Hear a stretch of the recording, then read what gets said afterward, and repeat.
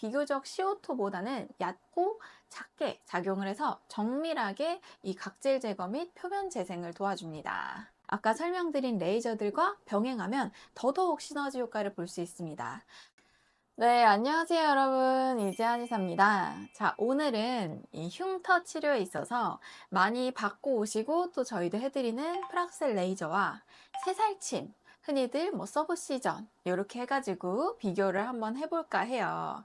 그래서 프락셀 레이저도 굉장히 다양하게 여러 종류가 있잖아요. 뭐 어뷸 야그도 있고 CO2도 있고 혹은 이 MLA 핸드피스를 사용한 이 프락셀이라고 또 표현도 하죠. 그래서 그 각각의 특징과 효과를 또 살펴보고 또 깊은 흉터 개선에 강한 이 새살침과 어떤 점에서 다른지 어떻게 활용을 해봐야 할지 자세히 한번 알려드리도록 하겠습니다. 네, 프락셀 레이저는 기본적으로 이 미세한 점과 같은 마이크로 홀을 만들어서 피부에 작은 열 손상을 주어서 흉터 개선을 만드는 레이저라고 생각을 해주시면 됩니다. 그래서 작은 열 손상을 통한 자연 치유 과정을 통해서 이 콜라겐이 재생이 되도록 유도를 하는데요. 그래서 실질적으로 강하게 쓸 때는 흉터 타겟으로, 약하게 쓸 때는 잔주름과 피부결 개선에도 효과적이라고 할 수 있습니다. 그래서 그 종류에 대해서 이야기를 해보자면 뭐 일단은 진짜 피부 표면에서부터 홀을 만드는 건 대표적으로 이 어뷸 야그 레이저 그리고 CO2가 있는데요. 어뷸 야그는 이 피부 표면에서 비교적 CO2보다는 얕고 작게 작용을 해서 정밀하게 이 각질 제거 및 표면 재생을 도와줍니다. 그래서 얕은 흉터나 잔주름 그리고 미세한 피부 결 개선에 효과가 좋고요. 비교적 열 손상이 적기 때문에 회복 기간이 짧은 특성이 있습니다.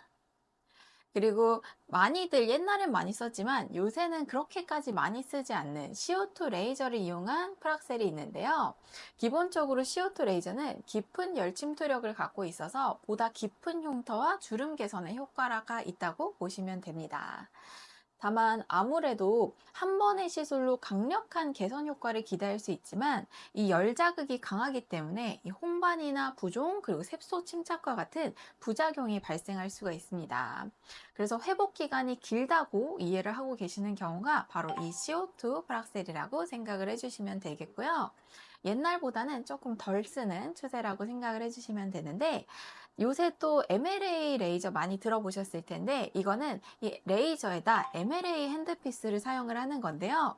이 미세 렌즈 배열을 통해서 레이저의 에너지를 고르게 분산시킵니다. 그래서 피코 레이저의 MLA 핸드피스, 엔디아그 레이저의 MLA 핸드피스 이렇다고 보시면 되고 표면은 굉장히 최소한으로 손상시키고 진피층에 균열하게 에너지를 전달한다는 특징이 있는데요. 그래서 얕은 흉터나 미세주름 그리고 피부결 개선에도 도움이 됩니다. 이게 실은 바로 받았을 땐 되게 불그스름하지만 다운타임이 생각보다 짧아요. 그리고 부작용이 거의 적다고 생각을 해주시면 되겠습니다. 자, 이번에는 많이 궁금해 하시는 새살침에 대해서 이야기를 해드릴 건데요. 기본적으로 새살침은 깊게 움푹 패인 흉터, 특히 이 섬유 조직이 흉터를 어떻게 보면 밑에서부터 잡아 당겨가지고 패인 거잖아요. 그걸 끊어주면서 효과적인 치료법으로서 이 흉터에 작용을 하는 치료법이라고 생각을 해주시면 되는데요.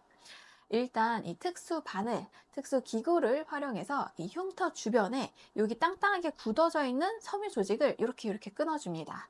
그래서 사람이 디테일하게 하나하나 끊어준다는 점에서 효과가 비교적 좋고 또 흉터가 아래쪽에서 당기는 힘을 줄여주고 또 끊으면서 재생인자가 모이고 새로운 살이 차올라올수록 도와줍니다.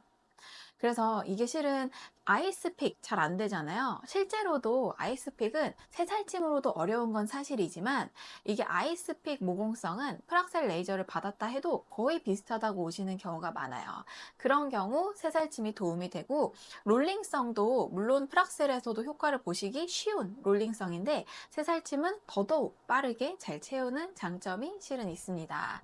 그래서 내가 전체적으로도 문제긴 한데 그 깊이가 꽤나 있고 또 스팟으로 심하다 할 때는 새살침이 효과적이라고 생각을 해주시면 되고요.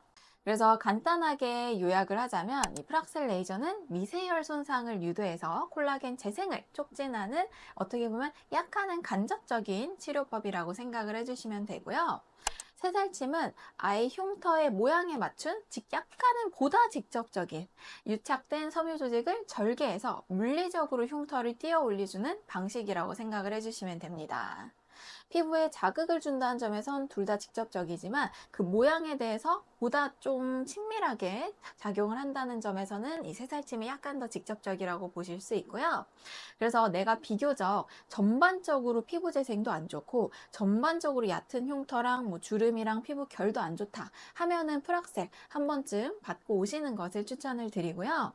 그래서 굳이 이제 어떤 프락셀을 받겠다 고민을 하신다면 어분야근은 비교적 민감하고 얕은 흉터에 추천을 드리고, CO2는 보다 강하고 강한 치료를 좋아하는 분들이 또 되세요. 그리고 내 흉터가 굉장히 깊다 하면은 추천을 드리고요. 그리고 MLA는 이 균일한 에너지 분산이 때문에 안정적이기 때문에 나는 약간 안정적인 치료를 원한다 하시면 MLA를 추천을 드립니다. 그래서 저희도 실제로 새살침을 메인으로 하다가 많이 좀 좋아졌는데 결 개선을 하고 싶을 때 그때 MLA를 뭐 4회차에서 5회차에 한 번쯤, 혹은 이제 프락셀을 4회차에서 5회차쯤에 한 번쯤 이런 식으로 들어가고 있습니다. 그래서 새살침 같은 경우는 약간 단독으로 좀 깊게 패인 흉터나 전반적으로 레이저를 받았는데 개선이 안 된 유착 흉터 개선에 특히 강하다고 생각을 해주시면 되고요. 아까 설명드린 레이저들과 병행하면 더더욱 시너지 효과를 볼 수 있습니다.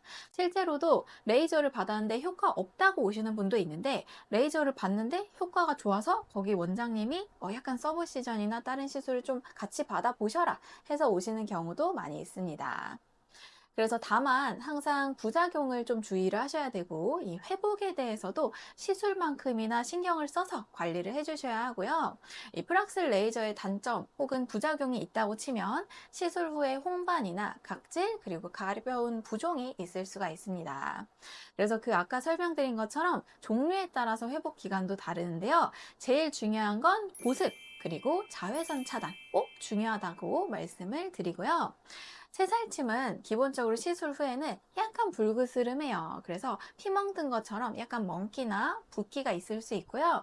그래서 제일 중요한 게 마찬가지로 술 드신다던가 생활 관리가 중요하고 햇빛 차단 필요하고요. 저희가 원내에서 챙겨드리는 크림 잘 도포해 주시면 보다 빠른 회복을 도모할 수 있습니다. 저희 한의원 같은 경우는 3일 정도는 패치 부착을 권장드리고 있습니다. 그걸 통해서 약간 덜 가라앉을 수 있도록 혹은 재생에 무리가 없도록 도와드리고 있고요. 시술 텀은 2주에서 3주 텀을 권장드리고 있습니다. 그리고 일단은 실은 멍과 붓기가 있기 때문에 냉찜질도 괜찮고요. 그리고 무엇보다 항상 깨끗한 관리가 중요합니다. 그래서 약간 테이프가 어떻게 보면 너덜너덜하면 하루에 한 번씩은 갈아주시는 게 중요하고요. 격한 운동이나 외부 충격을 받을 만한 뭔가 그런 이벤트들은 최소한 3일은 피해서 해주시는 게 좋습니다. 일주일까지는 안 하셔도 되는데 3일만 좀 말씀을 드리고요. 네, 그래서 오늘은 많이 받고 오시고 또 궁금해하시는 이 프락셀 레이저와 또 새살침 서브 시전에 대해서 한번 알아봤습니다. 물론 설명드린 각 시술은 이 흉터의 종류와 개개인의 피부 상태에 따라 그 효과와 부작용이 달라요. 그래서 꼭 전문의와 충분히 상담 후에 결정하시는 게 중요하고요. 그래서 많이들 문의를 주세요. 이 흉터 잘 될까요? 몇 회 해야 될까요? 얼마나 해야 될까요? 문의 주시면 그 상태에 맞게 설명을 드리고 있으니까 잘 모르겠다 하시는 분들은 직접 연락을 주시면 안내를 도와드리도록 하겠습니다. 그래서 오늘 영상이 도움이 되셨다면 좋아요, 구독, 알림 설정 부탁드리고 다음에 또 뵙도록 하겠습니다. 궁금한 점은 댓글로 남겨주세요. 감사합니다.